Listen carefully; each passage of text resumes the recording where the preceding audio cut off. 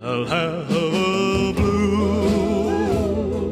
Christmas without you. Hi, my name is Gina from Haunted Flower, and last night I saw Avatar. First, I have a confession to make. I have been walking around for months asking the question, what is the big deal with the Blue People movie? I mean, it looks cool, but is the story going to be any good? I feel like I just got told. This movie is nothing short of incredible. Avatar is written and directed by James Cameron and stars Sam Worthington, Zoe Saldana, and Sigourney Weaver. A paraplegic Marine dispatched to the planet Pandora on a unique mission becomes torn between following his orders and protecting the world he feels is his home. To all the doubters, not only is this movie visually appealing, not only is the story rich, detailed, compelling, not only are the battle sequences exciting and off the hook, but I felt like the story was so thoughtfully told, too. Nothing is introduced without a purpose, nothing is just a device to further the plot. It's all connected and all the loose ends are tied up as you go. This is the first movie I've watched since the Lord of the Rings trilogy where I felt completely immersed in a whole world with a unique species of people and with its own language and complex detailed creatures and plants with their own names. I'm floored. Like, look at me. I'm gushing over this Blue People movie. I'm surprised too. I just really appreciate how little of this movie was taken for granted in the creation process. As a moviegoer who often sees steaming piles of crap with weird scenes and devices seemingly put in for no reason whatsoever, I just really appreciated to see something done so well. I do not know what this new motion capture technology is that James Cameron is using, but I've never seen anything CGI before that felt so real. When I watched Beowulf or the trailer for Polar Express, I'm incredibly distracted by the CGI, but in Avatar, I always felt like I was staring directly at the original actors in some way, especially with Zoe Saldana and Sigourney Weaver. Their avatars look so much like them.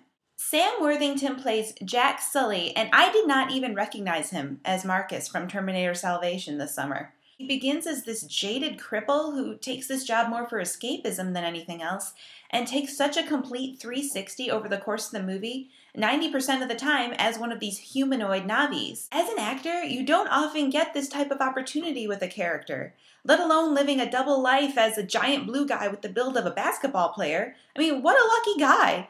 I was so relieved to see him do it well, especially if you look at his legs, how small his legs are compared to what they were in Terminator.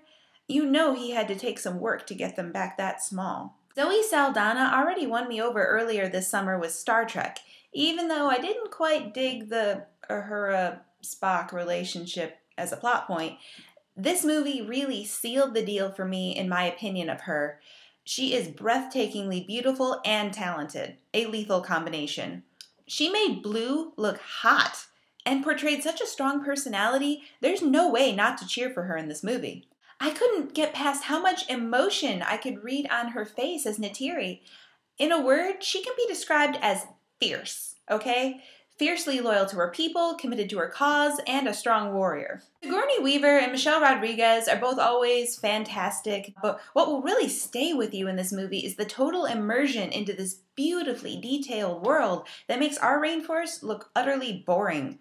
And a story that starts just as another Pocahontas theme just grows into something so much bigger and richer that has to be experienced to be believed.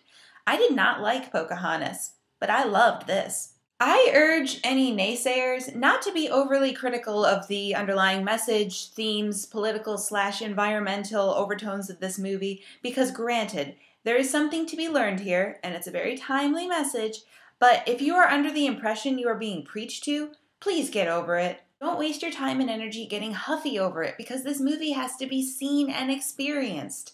So brush any prejudices you have under the carpet and please, I urge you, just enjoy the ride. This might be the most amazing movie I saw this year.